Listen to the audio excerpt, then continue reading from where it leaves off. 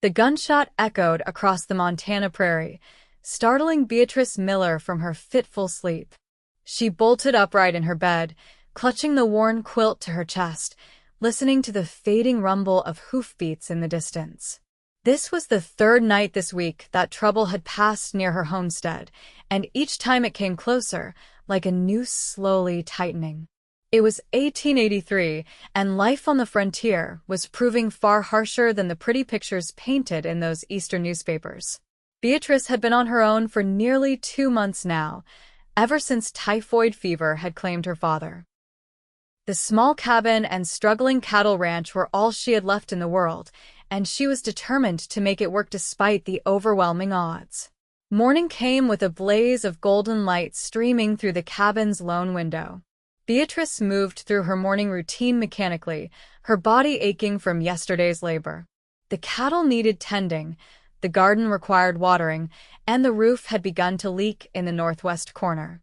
There was always more work than hours in the day, and her supplies were dwindling dangerously low. The pantry told a grim story: a half sack of flour, some dried beans, and a jar of preserved peaches her father had put up last summer. No milk since their cow had died shortly after her father, and the bread she'd baked 3 days ago was turning hard as stone. Beatrice sighed, tying her chestnut hair back with a faded ribbon. 22 years old, and already feeling the weight of the world on her shoulders. The sound of an approaching horse made her freeze. Visitors were rare out here, 15 miles from the nearest town of White Rock, and rarely brought good news. Beatrice grabbed her father's old rifle from above the door. She was a decent shot, though the weight of the gun still felt foreign in her hands. Through the window, she could make out a lone rider approaching at an unhurried pace. The morning sun silhouetted his tall figure, the unmistakable wide-brimmed hat of a cowboy perched on his head. His horse, a magnificent chestnut quarter horse, moved with the easy gait of an animal well cared for. Beatrice stepped onto the porch, rifle held cautiously at her side but not raised. No sense in seeming too hostile, but no sense in being foolish either. "Morning, madam," the rider called, stopping a respectful distance from the cabin. "Name's Jack Thornton. I work over at the R. He tipped his hat, revealing a face weathered by sun and wind, though he couldn't have been more than 30. His eyes, clear blue as the Montana sky, assessed her with frank curiosity. "Miss Beatrice Miller," she replied cautiously. "What brings you to my property, Mr. Thornton?" He shifted slightly in his saddle. "Heard about your father's passing. Mr. Reynolds, that's my boss, he sent me to check if you needed anything." He gestured to his saddlebags. "Brought some supplies. Bread and milk, mostly. Fresh this morning." Beatrice's throat tightened unexpectedly. It had been weeks since anyone had shown such kindness. "That's very thoughtful." Jack dismounted with the fluid grace of someone who spent more time in the saddle than on the ground. Up close, she could see the streaks of gold in his sun-bleached brown hair and the faint scar that ran along his jawline. He untied a bundle from behind his saddle and approached cautiously, like one might approach a skittish colt. "Not much, I'm afraid." "Just enough to tide you over," he said, holding out a cloth-wrapped parcel. When Beatrice reached for it, their fingers brushed, and she was surprised by the gentleness in hands so obviously used to hard labor.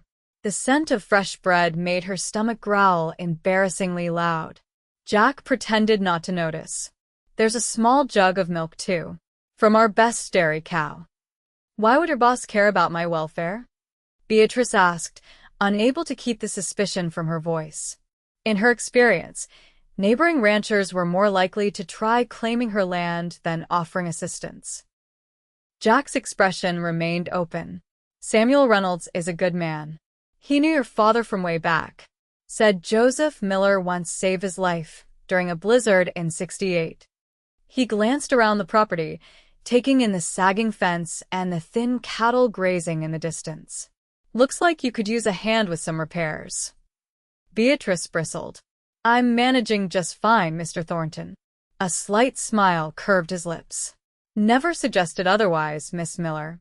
But even the strongest folks need neighbors out here. He tipped his hat again and turned back to his horse. I'll be by again tomorrow if that's all right. Mr. Reynolds suggested I check on you regular at least until you get back on your feet.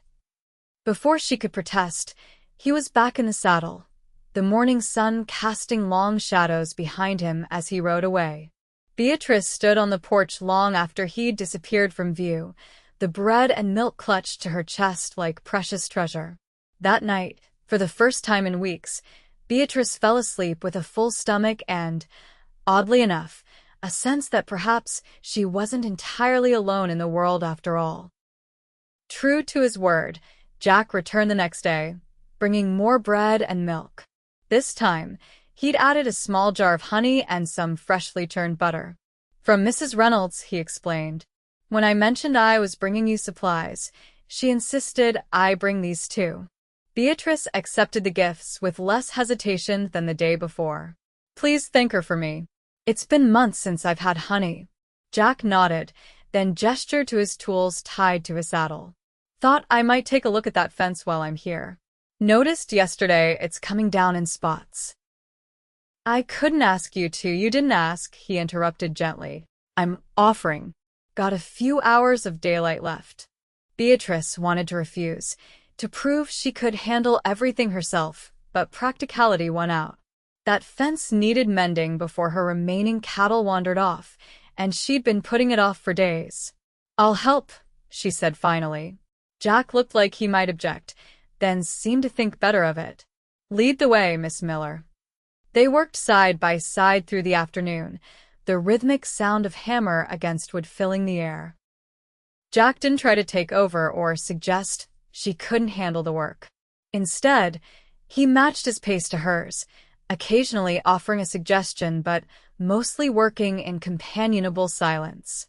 As the sun began to sink toward the horizon, painting the sky in brilliant oranges and pinks, Beatrice found herself studying Jack when he wasn't looking. There was something reassuring about his presence, solid and unpretentious. He worked with the efficient movements of someone who had spent a lifetime earning his keep through physical labor. Your father taught you well, Jack commented, noticing how deftly she handled the repairs. Most women I know would know which end of a hammer to hold. My father didn't have sons, Beatrice replied. He had me. So, he taught me everything he thought I'd need to know. She drove a nail home with 3 precise strikes. Though I'm finding out daily, there was still much he didn't get around to teaching me. Jack nodded thoughtfully. My pa was the same way. Believed in learning by doing. He gazed out across the land. This is good country. Hard, but good. Were you born out here? Beatrice asked, realizing she knew nothing about this man who had suddenly become a fixture in her daily life. No, madam. Came from Pennsylvania. My family had a small farm there, but it wasn't enough to support all 7 of us children. A shadow crossed his face. After the war, things got harder. I headed west when I was 17. Been working cattle ever since. The war. Beatrice wondered if he'd fought, but something in his expression warned against asking. She'd seen that same look in her father's eyes whenever someone mentioned Gettysburg. How about you? Jack asked, changing the subject. Your father bring you out here as a child? Beatrice nodded. I was 10 when we left Illinois. My mother had died, and father said there was nothing left for us there. She gazed at the cabin that had been her home for the past 12 years. It was hard at first. I cried myself to sleep for months. But eventually, this place got into my blood. As darkness fell, they finished the last section of fence. Jack gathered his tools, his movements unhurried. I should get back, he said finally. Mr. Reynolds will be wondering where I've gotten to. Thank you, Beatrice said, the words feeling inadequate for the hours of help he'd provided. Will your boss send you back tomorrow? Something flickered in Jack's eyes. Amusement, perhaps. I reckon so. Seems to me you could use the bread and milk a while longer. After he left, Beatrice sat on the porch steps, watching the stars emerge one by one in the vast Montana sky. For the first time since her father's death, the silence around her didn't feel quite so empty. True to his word, Jack returned the next day, and the day after that. Each time he brought bread and milk, sometimes with additional small treats, a jar of preserves, some dried apples, once even a small sack of coffee beans that made Beatrice's eyes widen with delight. "This is too much," she protested. Jack shrugged. "Mrs. Reynolds insists. Says a young woman living alone needs proper nourishment." He didn't mention that half the supplies came from his own personal stores, or that he'd ridden into town on his day off to purchase the coffee. By the fourth day, a routine had established itself. Jack would arrive mid-morning. They would share coffee on the porch while discussing what needed doing around the homestead, and then they would work together until late afternoon. Jack proved himself knowledgeable about everything from mending tools to livestock care, and Beatrice found herself genuinely looking forward to his visits. On the fifth day, a spring storm rolled in unexpectedly, turning the sky a threatening gray-green. Jack arrived just as the first fat raindrops began to fall. "Might want to get your animals under shelter," he called as he dismounted. "This looks to be a bad one." Together they rushed to secure the homestead, bringing the chickens into their coop, driving the cattle into the small barn, and covering Beatrice's tender garden plants with burlap. By the time they finished, the rain was coming down in sheets, and lightning cracked across the sky with alarming frequency. "You'd best wait it out," Beatrice shouted over the howling wind, gesturing toward the cabin. It was the first time she'd invited him inside. The cabin's interior was modest but meticulously clean. A small fire burned in the stone hearth, and handmade curtains framed the windows. Jack removed his hat and coat, hanging them carefully by the door.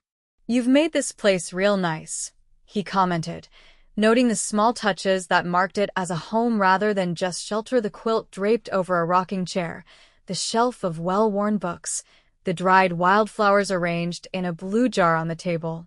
Beatrice busied herself putting on a pot of coffee, oddly self-conscious about having him in her personal space. "It was my mother's influence. Father kept her things, taught me her ways of homemaking." The storm raged outside, rain lashing against the windows as thunder shook the small cabin. Inside, however, a different kind of energy was building, a quiet awareness that hummed between them as they sat across from each other at the rough-hewn table, their hands curled around steaming mugs. "Tell me about the Triple R," Beatrice said, breaking a silence that had stretched just a beat too long. "How long have you worked there?" "Going on 5 years now," Jack replied, seeming grateful for the safe topic. "Mr. Reynolds runs about 800 head of cattle on 20,000 acres. Got 15 men working for him, though that doubles during roundup season." "And you're what?" "The foreman." Jack shook his head. No, madam. "Just a regular cowhand. Though Mr. Reynolds does seem to trust me with more responsibility these days." He took a sip of coffee. "It's good work, pays fair, and I get to be outdoors." "Do you have family nearby?" Beatrice asked, then immediately regretted the personal question when she saw his expression tighten slightly. "No," he said simply. "Not anymore." Beatrice nodded, recognizing the door closing on that particular conversation. "I'm sorry." "I shouldn't pry." Jack's expression softened. "It's not prying, just not much to tell." He set down his mug. "What about you? Any family besides your father?" "An aunt in Chicago. She writes occasionally, sent money for the funeral." Beatrice traced the grain of the wooden table with her fingertip. "She offered to take me in, but this is your home," Jack finished for her. Their eyes met across the table, and Beatrice felt a jolt of recognition. Here was someone who understood what it meant to be bound to a place, to belong to the land in a way that defied easy explanation. The storm continued well into the evening, making it impossible for Jack to leave. After an initially awkward discussion, Beatrice insisted he take her father's bed while she slept in her own small room. Despite her exhaustion, sleep eluded her, knowing Jack Thornton was just on the other side of the thin wall. Morning broke clear and brilliant, the storm having washed the world clean.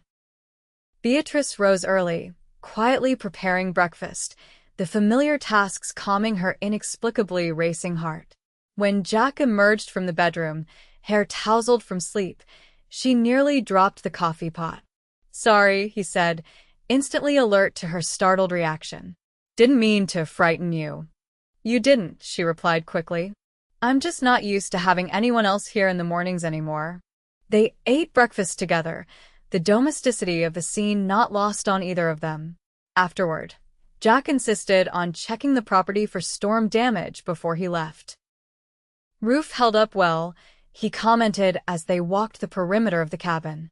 "Your father built this place solid." "He was always thorough," Beatrice agreed. "Said if you're going to do something, do it right the first time." The storm had washed out part of the dirt road leading to the main trail, and several fence posts had been knocked loose by the wind. Jack spent the morning repairing what he could, while Beatrice salvaged what remained of her garden. By midday, the immediate damage had been addressed. Jack retrieved his horse from the barn, where the animal had weathered the storm comfortably. "I should get back," he said, though he made no immediate move to mount.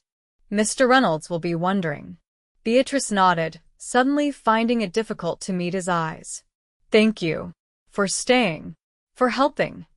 Jack shifted his weight, seeming uncharacteristically uncertain. "I'll be back tomorrow. With bread and milk." "Jack," Beatrice said, stopping him as he turned toward his horse. "You don't have to keep bringing supplies. I know you're busy with your own work." He studied her face for a long moment. "Would you rather I didn't come?" No. The word came out more forcefully than she'd intended. More softly, she added, "No, that's not what I meant at all." A slow smile spread across Jack's face, transforming his features. "Good. Because I'd miss seeing you, Beatrice Miller." It was the first time he'd used her first name, and something about the way it sounded in his deep voice made her stomach flutter. Before she could respond, he had mounted his horse and was riding away, leaving Beatrice standing in the yard with her heart beating a rapid tattoo against her ribs. The sixth day dawned bright and clear. Beatrice found herself spending extra time on her appearance, pinching color into her cheeks and arranging her hair more carefully than usual. She chided herself for the foolishness even as she did it. Jack arrived earlier than usual, the now familiar sight of him on horseback creating an unfamiliar warmth in her chest. Today, in addition to the bread and milk, he carried a small bouquet of wildflowers.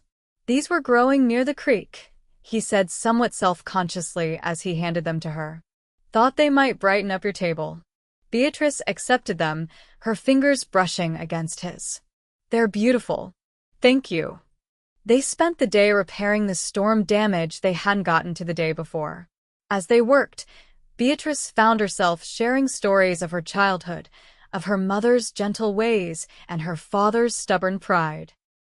Jack, in turn, spoke of his years on cattle drives, of sleeping under the stars and facing down rustlers. "Have you ever wanted something different?" Beatrice asked as they rested in the shade of an old oak tree, sharing a canteen of water. "A place of your own, perhaps?" Jack gazed out across the rolling grassland. "Every cowhand dreams of his own spread someday. Most never get it." He passed the canteen back to her. "I've been saving. Got a fair amount put by, but land prices keep climbing."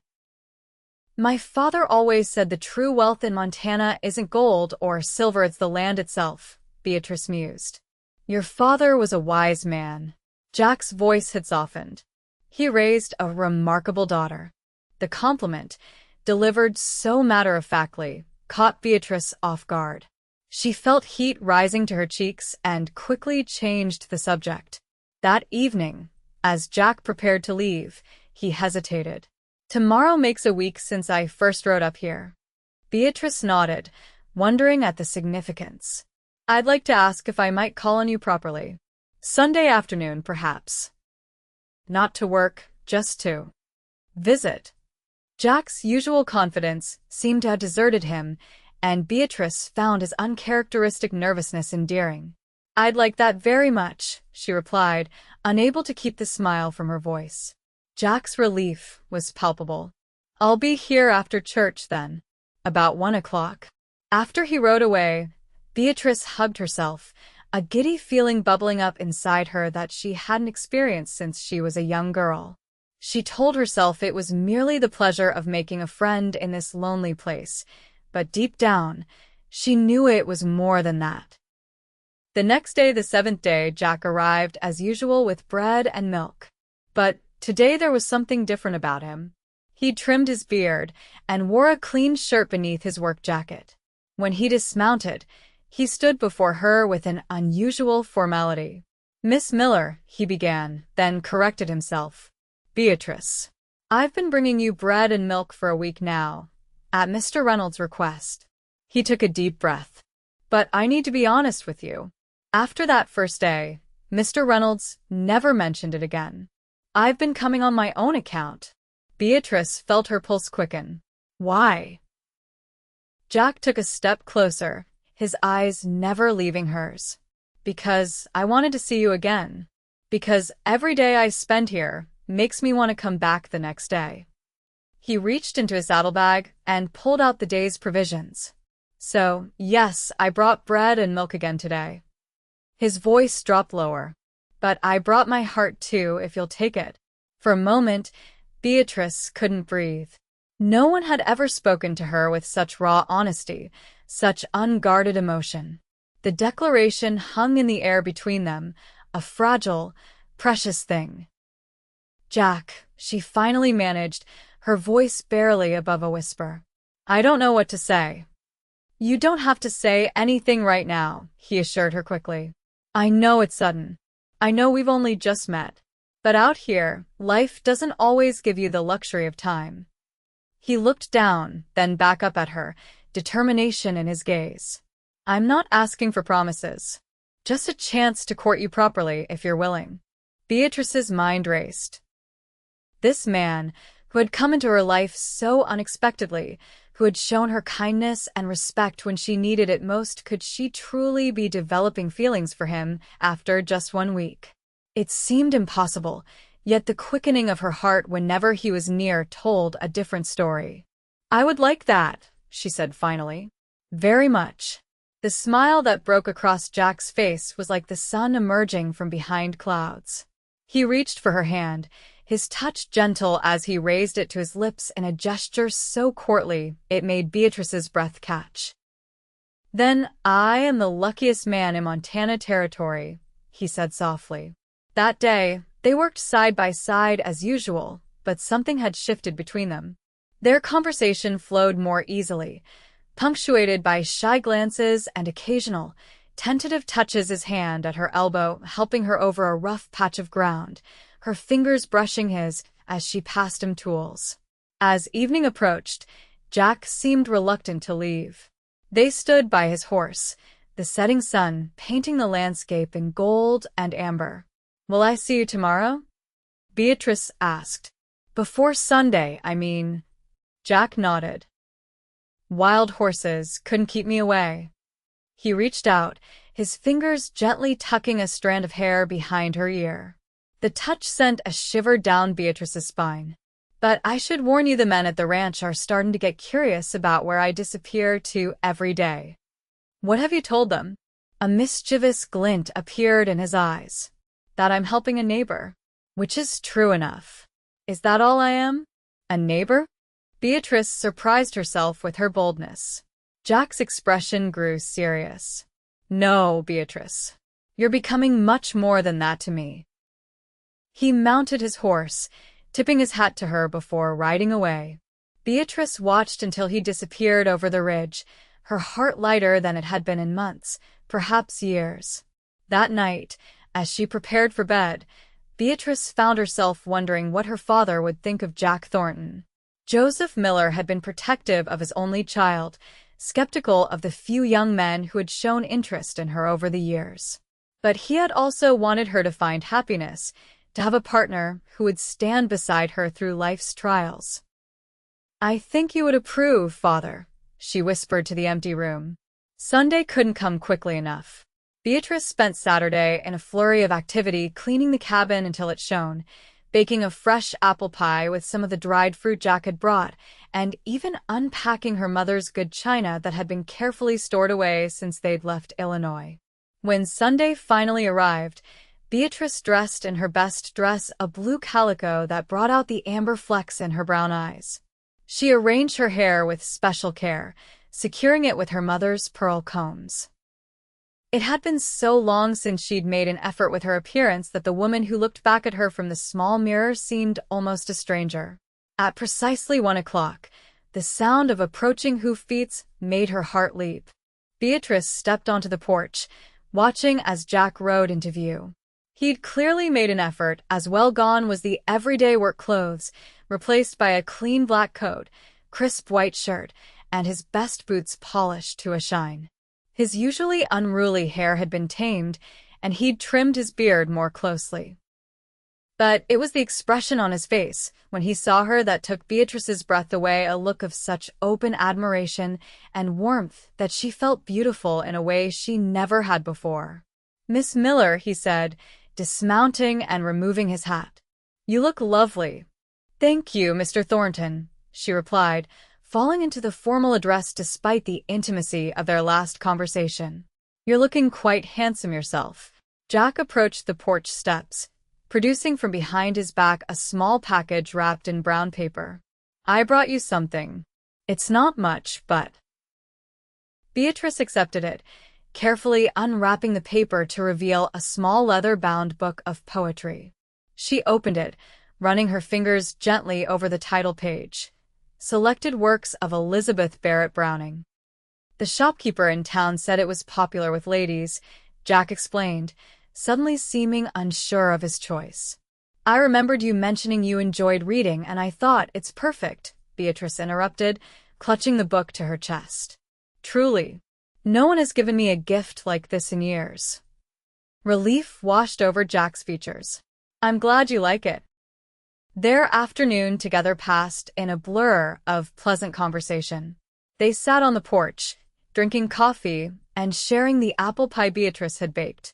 Jack told her about his morning at the small church in White Rock, while Beatrice shared memories of attending services with her father in the schoolhouse when the circuit preacher came through. As the sun began its descent toward the horizon, Jack suggested a walk. They strolled along the creek that marked the eastern boundary of Beatrice's property, the water gurgling pleasantly over smooth stones. Spring was in full bloom around them, wildflowers dotting the grassland, new leaves unfurling on the cottonwoods that lined the creek. "I used to come here with my father," Beatrice said as they paused by a particularly picturesque bend in the creek. "He taught me to fish in this very spot." Jack smiled, picking up a flat stone and skipping it across the water's surface. "My father taught me the same," said a man who can catch his own dinner will never go hungry. "Your father sounds like a practical man." He was. Jack's expression grew distant. "Lost him and my mother both to influenza in '77. My youngest sister too." Beatrice reached for his hand, her fingers intertwining with his. "I'm sorry, Jack." He squeezed her hand gently. "It's the way of things out here. Life is beautiful but hard. Makes you appreciate the good moments all the more." His gaze shifted to her face. "Like this one." The air between them seemed to still. Jack took a half step closer, his free hand coming up to gently cup her cheek. "May I kiss you, Beatrice?" Her heart hammering in her chest, Beatrice nodded. Jack leaned down, his lips meeting hers in a kiss, so tender it made her eyes sting with unexpected tears. His hand moved to cradle the back of her head, drawing her closer as the kiss deepened. When they finally broke apart, Beatrice felt dizzy, her senses overwhelmed. Jack's eyes, darkened with emotion, searched her face. "I've been wanting to do that since the moment I saw you," he admitted, his voice husky. Even with a rifle at my side? Beatrice teased, trying to steady her racing pulse. Jack laughed. Especially then. You looked like a frontier goddess, ready to defend your kingdom. They walked back to the cabin hand in hand as twilight descended, casting long shadows across the land. At the porch steps, Jack turned to her, reluctance clear in his expression. I should get back, he said. But I'll see you tomorrow? Beatrice nodded. I'll be here. He kissed her once more, a gentle promise of things to come, before mounting his horse and riding away. Beatrice watched until he disappeared from view, her fingers touching her lips where the warmth of his kiss still lingered. Inside the cabin, she moved through her evening routine in a happy daze, the poetry book Jack had given her clutched to her chest like a treasure. As she prepared for bed, she opened it to a random page, her eyes falling on a line that made her breath catch. How do I love thee? Let me count the ways. Over the next few weeks, a new pattern established itself. Jack would come each day, sometimes for only an hour if his duties at the Triple R were pressing, but more often for the entire afternoon. Together they tackled the endless work of maintaining the small ranch, mending fences, tending to the cattle, planting the kitchen garden. But now their labor was interspersed with stolen kisses, long conversations about hopes and dreams, and a deepening bond that both thrilled and frightened Beatrice with its intensity. She found herself thinking of Jack constantly when they were apart, counting the hours until she would see him again. Word of their courtship spread quickly, as news tended to do even in sparsely populated territories. When Beatrice finally ventured into White Rock for supplies, she was met with knowing smiles and good-natured teasing from the shopkeepers. Heard Jack Thornton's been calling on you regular, Mrs. Patterson said as she measured out flour for Beatrice. He's a good man. Honest. Hard-working. Yes, he is, Beatrice agreed, unable to keep the smile from her face. Mrs. Patterson nodded approvingly. This town could use more young families. Bring stability to a place. The casual mention of family sent a flutter through Beatrice's stomach. In their many conversations, Jack had never explicitly mentioned marriage, though his intentions seemed clear enough in his actions. Still, she wondered what kind of future he envisioned for them. That question was answered the following Sunday, when Jack arrived not on horseback, but driving a small buggy. He helped Beatrice up onto the seat beside him, his touch lingering on her waist. Where are we going? She asked as they set off down the road. Jack's eyes twinkled mysteriously. I have something to show you. They traveled for about an hour, following the winding road that led away from White Rock and deeper into the rolling grasslands. Finally, Jack turned the buggy onto a barely visible trail that led up a gentle slope. At the crest, he stopped, helping Beatrice down. Before them stretched a breathtaking vista of verdant valley cradled by distant mountains, a silver ribbon of river cutting through its heart. Wildflowers carpeted the ground in patches of purple, yellow, and white. It's beautiful, Beatrice breathed, turning in a slow circle to take it all in. It's for sale, Jack said quietly. 300 acres. Good water rights. Enough grassland for a decent herd, with plenty of shelter for winter. He pointed to a level spot near a stand of pines. I thought a cabin would sit nice right there, facing east to catch the morning sun. Beatrice turned to him, her heart in her throat. Jack. He took both her hands in his. I've been saving for 5 years for a place of my own. I nearly have enough for the down payment. His eyes held hers, earnest and hopeful. But I don't want it unless you're there with me, Beatrice. I know it's fast we've known each other barely a month, but when something's right, you feel it in your bones. He dropped to one knee, still holding her hands. I love you, Beatrice Miller. Will you marry me? Will you build a life with me here? Tears sprang to Beatrice's eyes, blurring her vision. Yes, she whispered, then louder. Yes, Jack. Yes. Jack let out a whoop of joy, jumping to his feet and lifting Beatrice off the ground, spinning her in a circle that made her laugh through her tears. When he set her down, he kissed her with such passion that it left her breathless. "I don't have a ring yet," he admitted when they finally broke apart. "But I promise you'll have one before the wedding." "I don't need a ring," Beatrice assured him. "Just you." They spent the afternoon walking the property, Jack pointing out where the barn might go, where they could plant an orchard, how they might divert some of the creek water for irrigation. Beatrice found herself swept up in his vision, adding her own ideas about a kitchen garden and perhaps a small schoolroom for future children. It was nearly dusk when they returned to Beatrice's cabin. Neither wanted the day to end, but propriety demanded that Jack not stay too late. "When?" Beatrice asked as they stood on her porch, her hand still in his. "When shall we marry?" Jack considered this. "I need to give Mr. Reynolds proper notice. And we'll need time to make arrangements for the ceremony." He squeezed her hand. "How does 6 weeks sound? That would put us at mid-June. Good weather for building that cabin before winter comes." 6 weeks, Beatrice repeated, already counting the days in her mind. "What about my place here? My father's land?" A shadow crossed Jack's face. I've been thinking about that. "You could sell it, use the money to buy more cattle for our new place." He hesitated. "Or we could keep it. It wouldn't be easy managing both properties, but it might be worth it, given what this place means to you."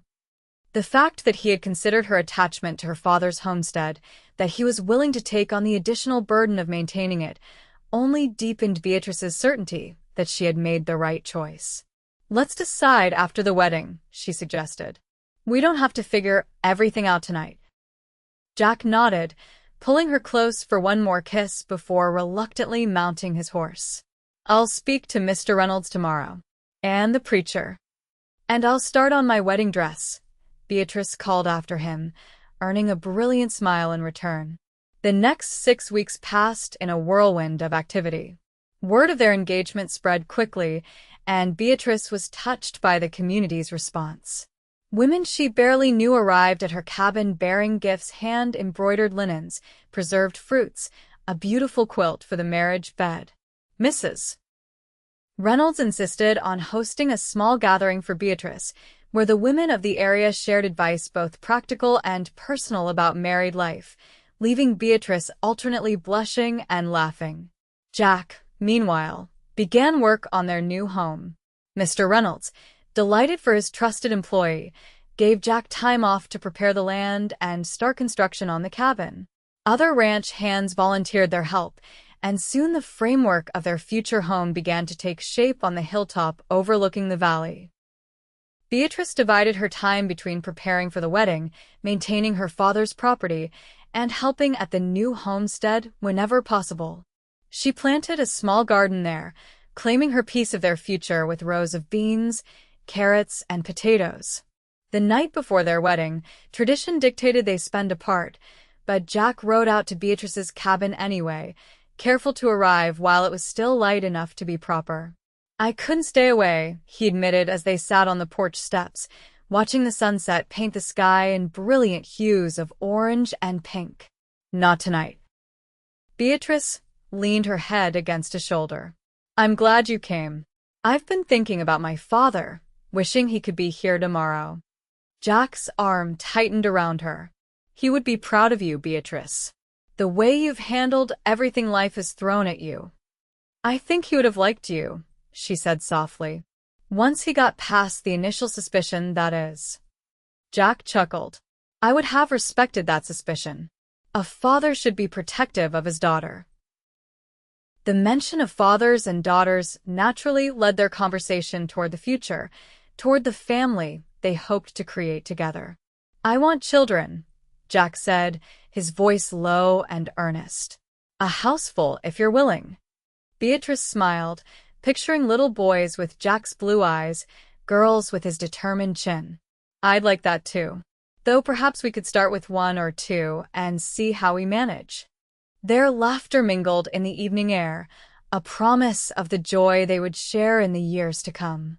As darkness fell, Jack reluctantly stood to leave. Next time I see you, you'll be walking down the aisle." Beatrice rose as well, suddenly shy at the thought of tomorrow, of the night that would follow. "I can hardly believe it's real." Jack pulled her close, his kiss tender, yet filled with anticipation. "It's real, Beatrice. As real as this land beneath our feet, as real as the stars above us." He touched her cheek gently. "Get some sleep. Tomorrow is just the beginning." After he rode away, Beatrice returned to her bedroom, where her wedding dress hung ready for the morning, a simple gown of ivory cotton, adorned with lace she had carefully removed from her mother's wedding dress and reattached to the bodice and sleeves. She ran her fingers over the delicate pattern, feeling a connection to the mother she had lost so long ago. "I wish you could see me tomorrow, Mother," she whispered. "I think you would approve of the man I've chosen." Morning dawned clear and perfect, as if nature itself approved of the union about to take place. Mrs.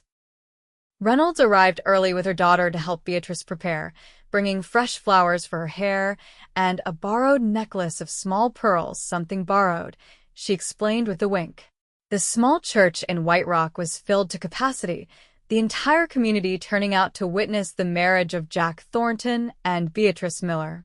As Beatrice stood at the back of the church, her arm linked with Mr. Reynolds, who had kindly offered to give her away, she felt a moment of nervousness.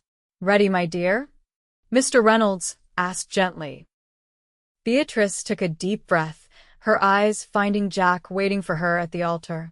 The look of absolute adoration on his face as he saw her in her wedding dress dissolved any lingering doubts. "Yes," she said firmly. "I'm ready." The ceremony itself passed in a blur of emotion. Beatrice would later remember fragments: the warm pressure of Jack's hands holding hers, the gentle timbre of his voice as he recited his vows, the cool metal of the simple gold band he slipped onto her finger. She would remember the scent of wildflowers that filled the church, and the moment the preacher pronounced them man and wife, when Jack's kiss sealed their union to the cheers and applause of their friends and neighbors. The celebration afterward was lively, a community affair held in the town hall, with tables groaning under the weight of potluck dishes, a small band playing fiddle and banjo, and plenty of laughter and dancing. Jack kept Beatrice close, his hand rarely leaving the small of her back, as if he couldn't quite believe she was truly his wife. As the sun began to set, they slipped away, boarding the same buggy Jack had used to show Beatrice their land. But tonight, they headed not to either of their homesteads, but to a small cabin Mr. Reynolds kept for guests, which he had insisted they use for their wedding night. The cabin was simple but comfortable, with a crackling fire already lit in the fireplace and a bottle of good whiskey left as a wedding gift. Jack lifted Beatrice over the threshold, both of them laughing at the old tradition. "Mrs. Thornton," he said, setting her gently on her feet but keeping his arms around her waist. "I like the sound of that." "So do I," Beatrice replied, her hands coming to rest on his chest.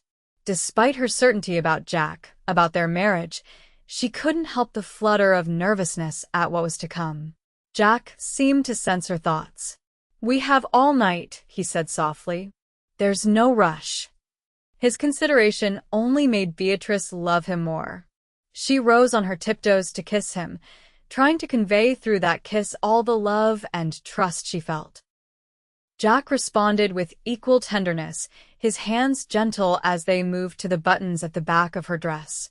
Later, as they lay entwined beneath the quilts, the fire casting a warm glow across their skin, Beatrice marveled at how completely her life had changed in the span of less than 2 months.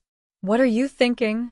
Jack asked, his fingers tracing lazy patterns on her bare shoulder. "That I never expected to find this kind of happiness," she admitted.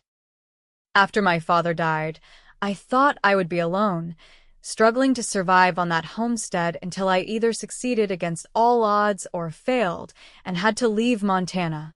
Jack pressed a kiss to her forehead. "And now I know that sometimes life gives you exactly what you need, exactly when you need it." She propped herself up on one elbow, looking down at his beloved face. A man who brings bread and milk when you're hungry, and his heart when you're lonely. Jack pulled her down for another kiss. The best decision I ever made was riding out to your homestead that day. The best decision I made was not shooting you when I saw a strange rider approaching, Beatrice countered with a laugh. I'm grateful for your restraint, Jack murmured against her lips, his arms tightening around her as they lost themselves once more in each other. The next morning, they rode to their new property, where the half-built cabin awaited them. They would stay in Beatrice's father's house until their own home was complete, but they wanted to see their future home together as husband and wife. Standing on the hilltop, Jack's arm around Beatrice's waist, they surveyed the valley that would be the setting for their life together. What shall we name it? Beatrice asked. Every ranch needed a name, an identity. Jack considered this. Wildflower Valley, he suggested. For all those flowers that were blooming the day I asked you to marry me. Beatrice nodded, leaning into his embrace. Wildflower Valley it is. Over the next month, they settled into married life with surprising ease. The rhythm of their days took shape around their work finishing the new cabin, tending to Beatrice's father's property, and Jack's continued duties at the Triple R, though he had given notice that he would be leaving once their own place was ready.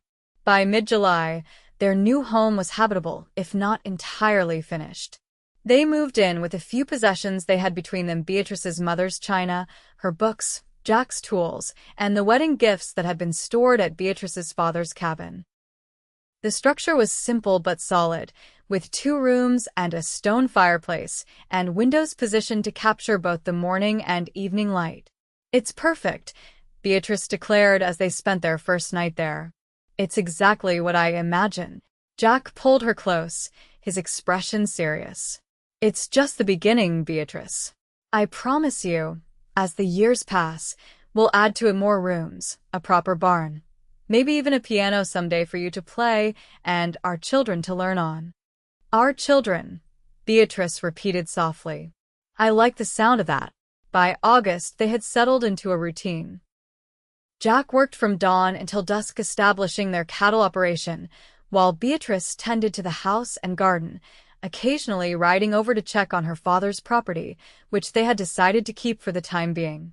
One evening, as they sat on the porch watching a spectacular sunset paint the valley in gold and crimson, Beatrice took Jack's hand, placing it gently on her still, flat stomach. I think, she said carefully, that we might need to start on that addition sooner than we planned. For a moment, Jack stared at her in confusion. Then understanding dawned on his face, his eyes widening. Beatrice? Are you saying? She nodded, her own eyes filling with happy tears. I'm fairly certain. The baby should arrive sometime in early spring. Jack let out a joyous whoop that probably startled the cattle grazing nearby. He dropped to his knees before her, pressing his ear to her stomach, as if he might already hear the tiny life growing within. Hello in there, he whispered, his voice thick with emotion. I'm your pa, and I can't wait to meet you. Beatrice laughed, running her fingers through his hair. The baby can't hear you yet, Jack. Doesn't matter, he replied, looking up at her with such love it made her breath catch. I want our child to know from the very beginning how wanted they are, how loved. That winter was harsh, with blizzards sweeping down from the north that buried the valley in snow up to the windowsills. But inside their snug cabin, Jack and Beatrice created a haven of warmth and love. In the evenings, as the wind howled outside, they would sit by the fire, Jack reading aloud from Beatrice's books while she worked on tiny garments for the baby.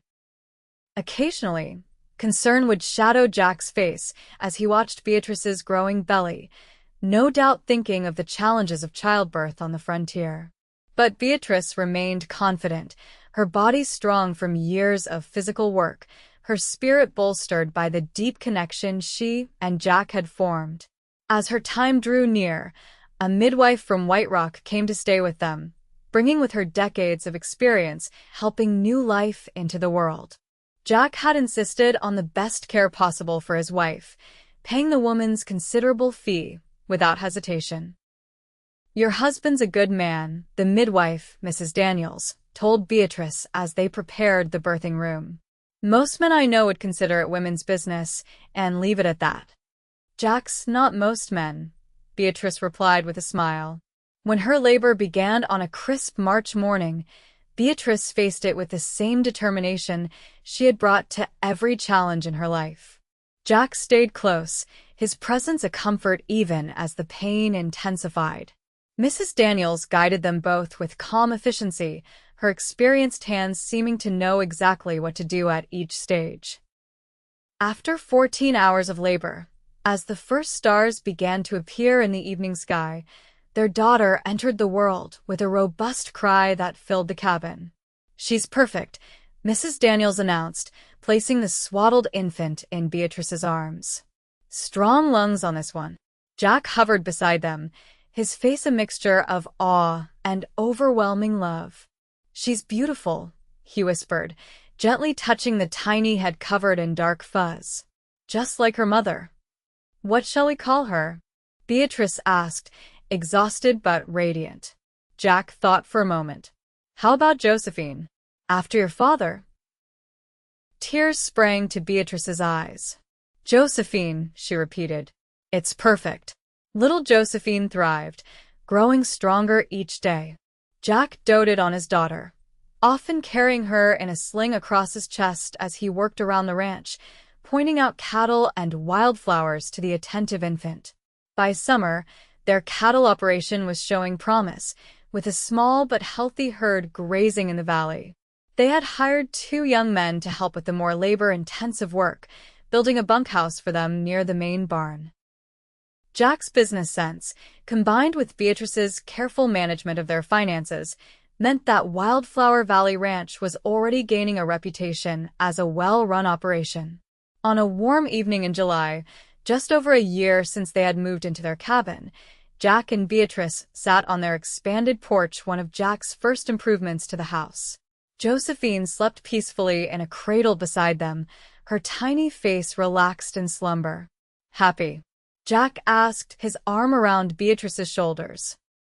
She leaned into him, breathing in the scent that had become so familiar and dear: leather, pine, and something uniquely Jack.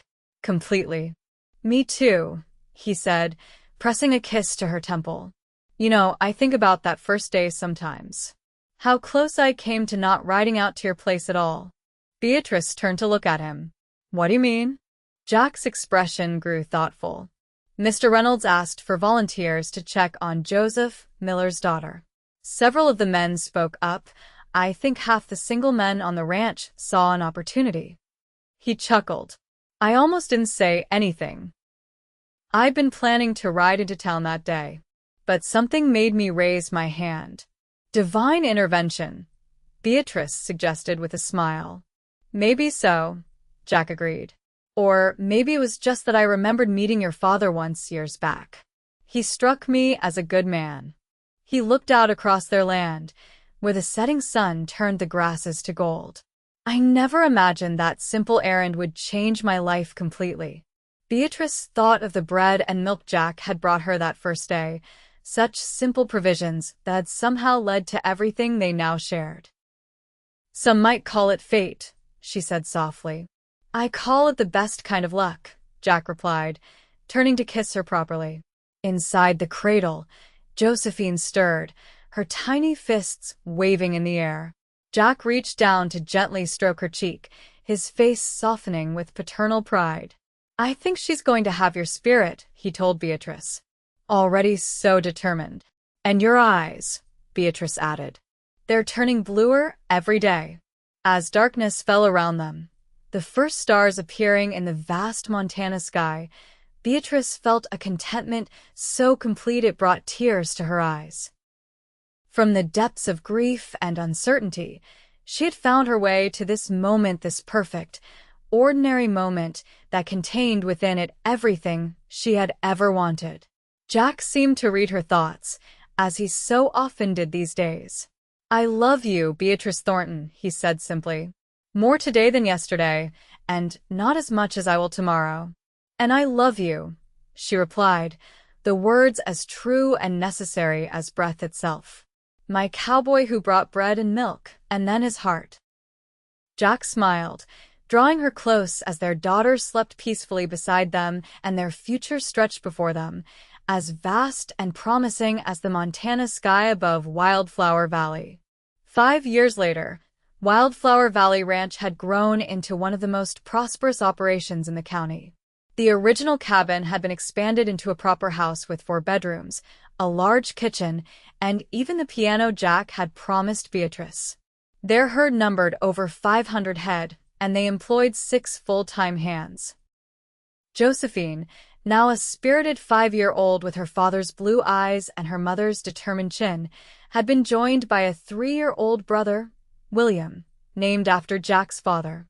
Beatrice, her hand resting on her rounded belly, knew their family would grow again before winter arrived. On the anniversary of the day Jack had first ridden to Beatrice's homestead, they had established a tradition. Each year, Jack would arrive at the breakfast table with fresh bread and milk, sometimes purchased from town, sometimes made by his own hands, and present it to Beatrice with the same words he had spoken that fateful day. I brought my heart too, if you'll take it. And each year, Beatrice would accept both the simple provisions and the profound gift of his love, knowing that in the vast, sometimes harsh landscape of the Montana Territory, they had found in each other the rarest and most precious treasure of all, a love as enduring as the land itself.